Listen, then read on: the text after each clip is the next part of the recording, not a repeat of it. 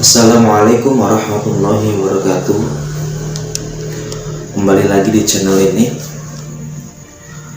Pada zaman sekarang kita bebas bersuara, bebas membicarakan apapun, bebas mengkritik apapun dan siapapun, asal sesuai dengan peraturan perundang-undangan.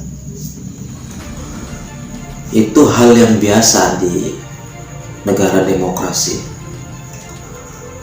Akan tetapi hal itu tidak bisa kita lakukan di negara yang pemimpinnya otoriter.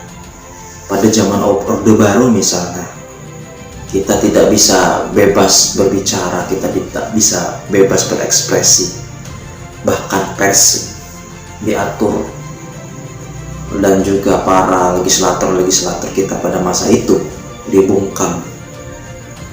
Ketika mereka berani mengkritik pemerintah, maka siap-siap akan dikarungin.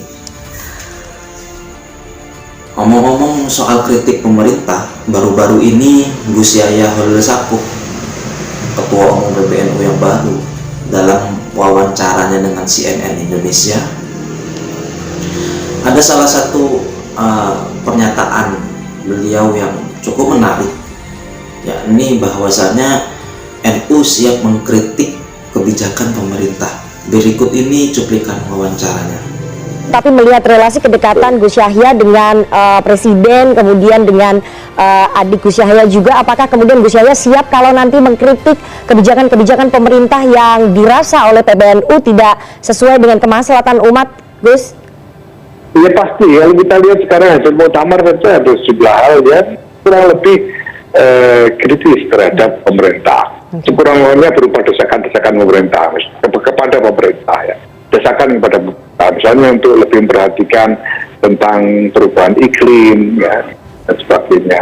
Saya kira ini merupakan tanggung jawab ulama dalam terus mengawal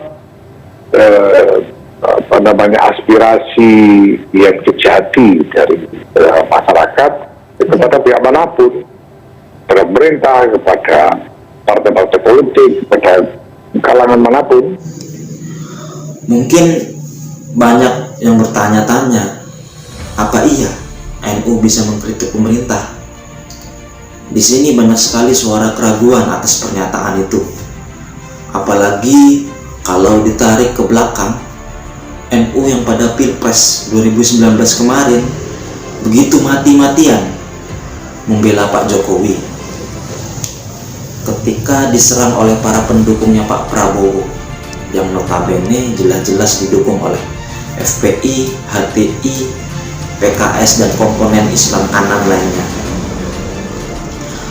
Apalagi kalau melihat susunan kabinet di periode sekarang yang diisi 5 sampai dengan 6 orang NU, termasuk Wakil Presiden Kiai Haji Ma'ruf Amin. Belum lagi jabatan-jabatan di bawahnya. Kalau kata Gus Yahya, agak sulit memang kalau mau mencari orang yang tidak NU di Republik ini. Sebenarnya Gus Yahya itu sudah secara gamblang menjelaskan PBNU di periode kepemimpinannya pada periode sekarang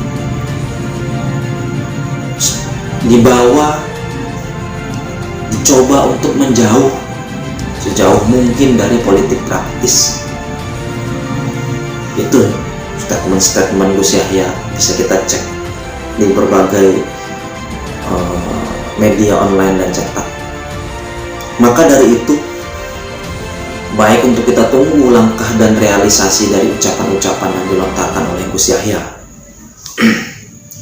Lalu, untuk memberikan sedikit pencerahan atas keraguan-keraguan yang dialamatkan kepada NU, maka ada baiknya kita tengok ke belakang bagaimana kiprah relasi NU dengan penguasa dan kaitannya dengan gerakan NU dalam mengkritik pemerintah. Pada zaman Orde Lama, kiai-kiai NU tidak henti-hentinya mengkritik dan memperingatkan Presiden Soekarno akan bahaya dan konsekuensi dari diakomodirnya paham komunis dalam bentuk Nasakom, walau pada akhirnya NU mendukung konsep Nasakom. Ya, kita tahu bersama juga bahwa kalangan NU adalah salah satu kelompok yang selalu dihajar secara fisik oleh komunis, juga lewat tuduhan-tuduhan bahwa kiai-kiai NU itu berjuis dan terlalu dianggap tinggi derajatnya oleh masyarakat. Kritik itu juga dialamatkan kepada para habaib. Kita tahu bahwa paham komunis tidak mengenal sistem kelas. Mereka berprinsip bahwa semuanya sama, setara, sama rasa. Juga pada waktu itu kritik yang terkenal digaungi atau dikomandoi oleh Kiai Haji Bisri Samsuri dan kiai-kiai lainnya. Mereka mengkritik gaya hidup presiden yang flamboyan dan kehidupan pribadinya yang dinilai tidak soleh. Tentu juga banyak yang menilai NU pada zaman Orde Lama bertindak oportunis. Banyak tokoh NU yang dinilai mengekor pada Presiden Soekarno, seperti Kiai Haji Wahab Hasbullah, Kiai Haji Idham Khalid, Kiai Haji Saifuddin Zuhri, dan lain-lain. Tapi sebenarnya itu juga adalah suatu konsekuensi dari berpisahnya NU dengan Masyumi pada tahun 1952 dan bergabungnya NU pada kabinet Ali Sastromijoyo. Lalu pada zaman Orde Baru,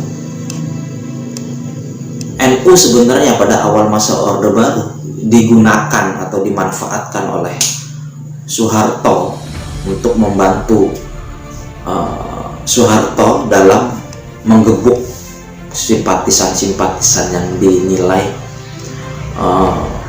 simpati kepada PKI dan anggota-anggota PKI, terutama di wilayah Jawa Tengah dan Jawa Timur. Dan mereka, kita masyhurlah dalam kalangan NU misalnya, Ansor begitu gigih dalam mengganyang PKI pada waktu itu, pada tahun 1965. Akan tetapi peran NU dalam menaikkan Soeharto tidak serta-merta membuat Soeharto menganak emaskan NU. Terbukti bahwa banyak tokoh-tokoh NU yang digembosi, termasuk Subhan ZE, itu yang paling fenomenal. Lalu pada tahun 1973 partai-partai Islam dipaksa untuk berfusi atau bergabung dalam Partai Persatuan Pembangunan. Di P3, NU kemudian dilemahkan pada masa Jailani Jonaro jadi ketua umum, jadi pada tahun 78 sampai tahun 89.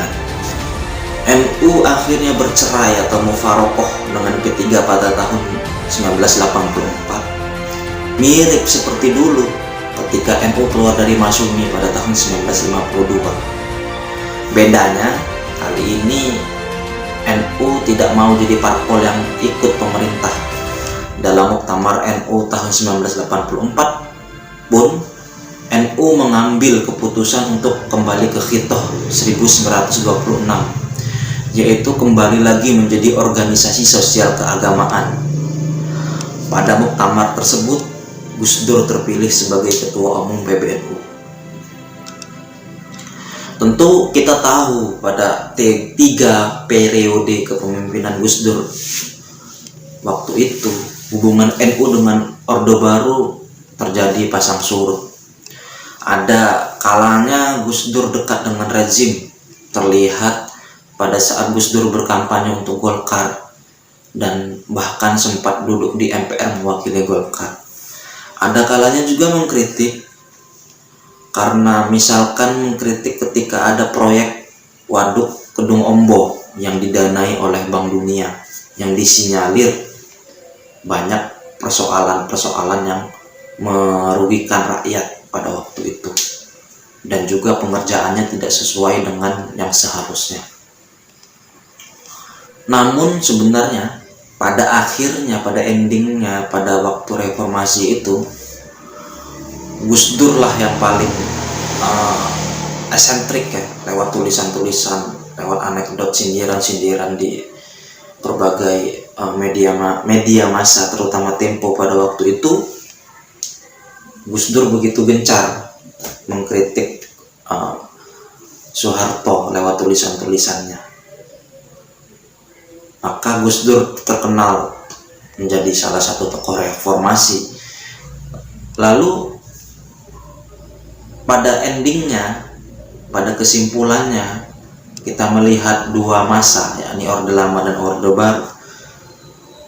NU ketika itu berposisi sebagai partai politik atau entitas politik yang jelas, berpolitik praktis. Walaupun NU misalkan pada waktu itu bergabung dengan Masyumi lalu berpisah mendirikan partai sendiri, menjadi partai NU pada waktu itu.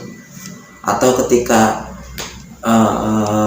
Orde Baru berfusi kepada P3, tapi intinya mereka ikut politik praktis, NU ikut politik praktis, dan memang itu menjadi suatu saluran yang resmi untuk berpolitik. Dan sekarang di saat NU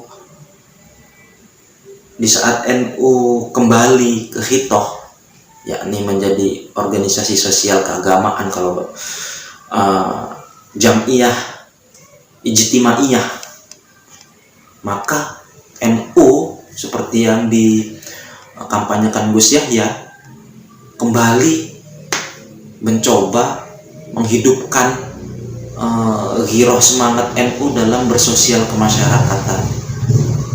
Itu salah satu jargon Gus Yahya sekarang ini. Maka menarik ketika dalam wawancara Gus Yahya menyatakan NU siap untuk mengkritisi kebijakan pemerintah. Maka perlu kita tunggu realisasi dari ucapan-ucapan Gus Yahya. Terima kasih atas perhatiannya. Saya mohon maaf apabila banyak kesalahan. Assalamualaikum warahmatullahi wabarakatuh.